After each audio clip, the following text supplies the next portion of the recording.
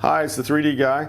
In this session, I'd like to talk to you about wrist angles. Let's learn some fun facts. Let's learn about deviations and flexions and extensions and how those things affect the club face, which affects the golf ball and where it goes, because that's ultimately what we're trying to do better.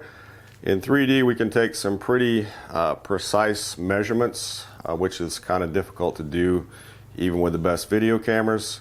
So we're going to get started in just a second. We'll be right back. Okay, so let's dig in. This is a very young, popular tour player. Can't tell you his name. You might recognize some of his movements when you see it. But let's make sense of some of these things we're going to see on the screen. We've got angles. We're going to have terms. Good opportunity to start understanding these things. So now if we don't look at that number, it looks like the shaft is slightly leaned forward, but basically you'd say there's no amount of wrist set at address, right? But then we see this number 152. So what does that mean? Well, we'll just swing him around. Okay, so that's how much the club is angled compared to his left arm, 152. There we go, we can see that a little clearer.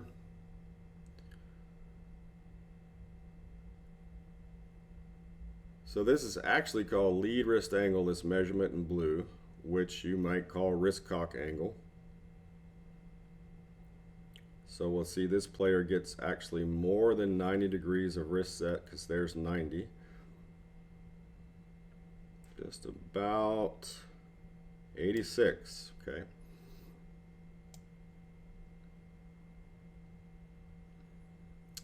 Now, does that mean his left thumb pointed up in the air so much that it moved the club 86 degrees? Not really. So now we have to try to understand, how do these angles get in there? First of all, how do they affect the club face? And how does club face affect shaft angle or lead wrist angle in the downswing or lag? That's what we're going to look at here in a second. Let's get him all the way up here. Just some different views to see.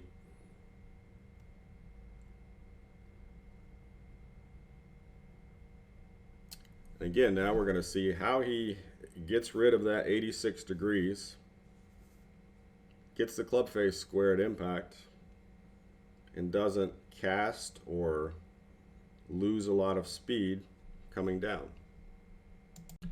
Now let's look at some terms. Left-hand side of the screen, you'll see flexion, extension. Flexion and extension are how the wrist cups or bows in simple terms. Radial and ulnar. Radial is when your thumb points towards your face or wrist cock up. Ulnar is away from you or down towards the floor, or wrist uncock. So let's see what this player does starting at address. He's 1 degree extended or 1 degree cupped. Wrist 15 degrees down towards the floor. Does not mean you need to be there particularly. This is just where he is. And that's part of the way he sets up. So he's 1 degree extended at address.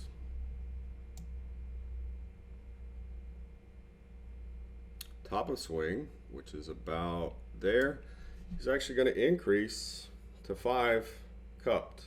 Okay, you'll see you went to 29 degrees radial from 15 or 16 down to 29 up. So that's not enough to make 86 degrees of wrist cock, but that creates the picture. Okay, so what do we need to know? This player slightly cupped his wrist more at the top, but only 5 degrees total. Let's see where he goes from here.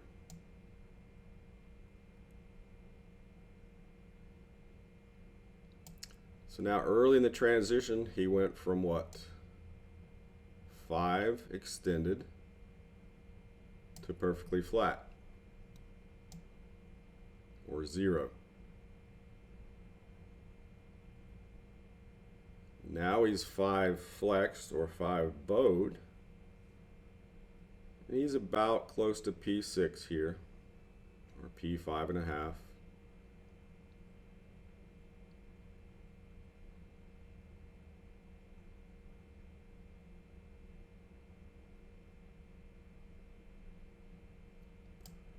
Now he's increasing flexion.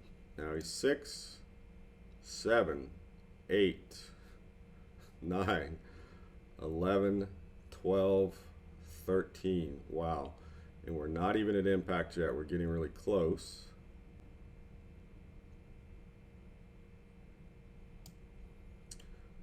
$13, 128.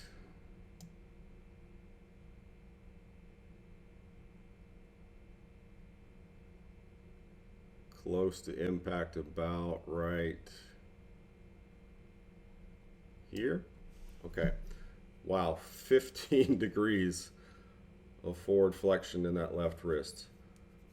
Wrister also uncocking 12 degrees older. So that creates what? Forward shaft lean for this player, even with a driver. Club face is going to be nice and square. So now, what do you need to know from all this? What I would take from it is a couple things. The more cupped I am at the top of the golf swing, the more open the club face is going to be. The more open the club face is, the harder it is for the brain to go, let's have a tremendous amount of forward shaft lean at the bottom of the swing, because your brain knows the face is open. So if you lean the shaft forward, you point the face more to the right automatically. So you can't have a lot of wrist cup coming into the ball and have a lot of forward shaft lean. So if you want more forward shaft lean, which keeps the face to the right of target, you have to increase the amount of flexion in the lead wrist to get the club face square enough so that you can have forward shaft lean. So all this is to show you, boy, that's very difficult to measure with the old-fashioned video camera.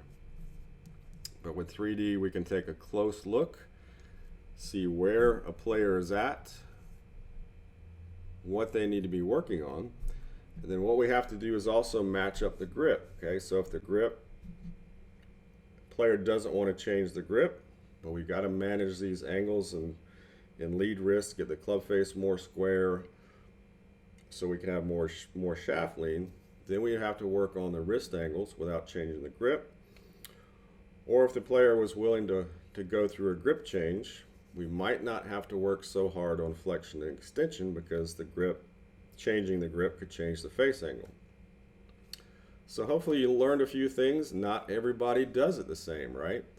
You have to kind of take a person and get them to be measured.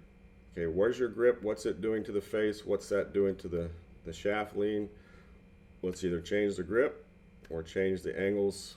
We can put you in here, put you through some training where you can feel what angles feel like, and then when you leave, you know exactly what to work on.